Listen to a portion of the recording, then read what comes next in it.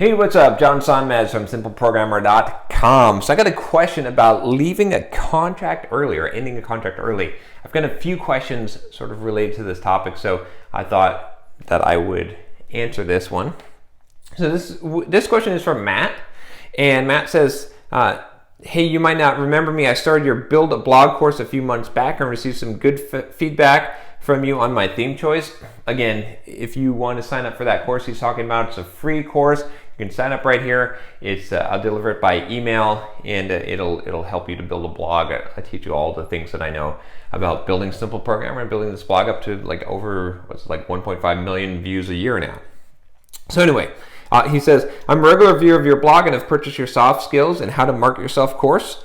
Your insight has served me well over the past couple of years, so I have a question for you. I'm an independent consultant currently serving 3 customers, 1 full-time and 2 part-time, and I was just contacted by someone interested in my services.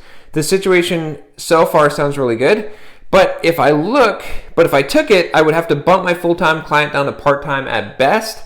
I'm halfway through a 6-month contract with that client, but if this new opportunity pans out, I would need to ramp up to full-time on it within 3 to 4 weeks. The new opportunity would increase my hourly rate from $80 to $125 to $150 an hour. Definitely not something I can ignore, even if the new gig is riskier. Above all, I value my integrity and keeping good relationships, and I'm wondering what your perspective is on leaving a contract before the end date. Thanks, and I hope you're enjoying your European trip. So you can see how long it took me to answer this email. So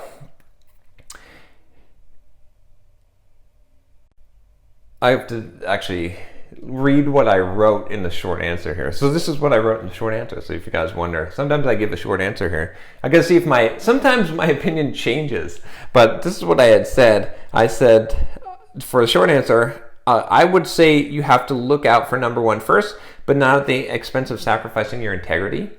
So if you have to agree to do a job or contract for someone, I wouldn't leave them hanging unless you absolutely have to. But if you're just staff augmentation on a project, then I'd give them 2 weeks notice and take that much higher rate project. Hope that helps. So good news is I still agree with myself from back then. So that's totally the advice that I still give to Matt, is basically if you committed to this project, like they're a client for you, and you're building something for them. Let's say they want you to build some Android app, and you have spec'd it out, and you're 3 months into the 6-month project, and now you've got someone that's coming along with a higher hourly rate, and you want to drop them and do that. Yeah, that would be a big hit on your integrity. You can't do that. That's wrong, right? I mean, you got to stick with what you committed to and deliver on what you promised as best as your ability, and opportunities will come.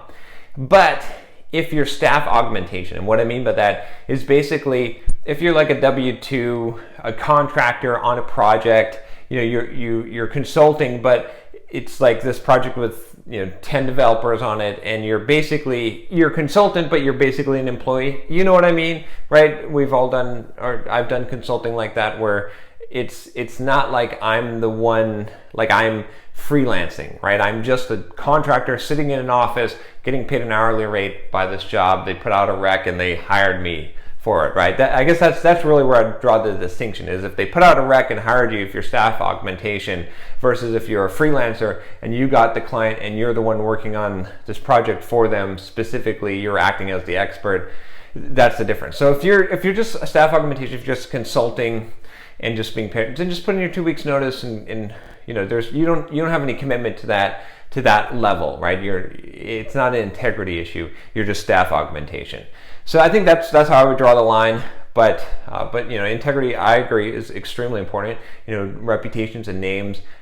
I'm big on that, obviously, with how to market yourself as a software developer. So appreciate you asking me this question. Hopefully that helps you.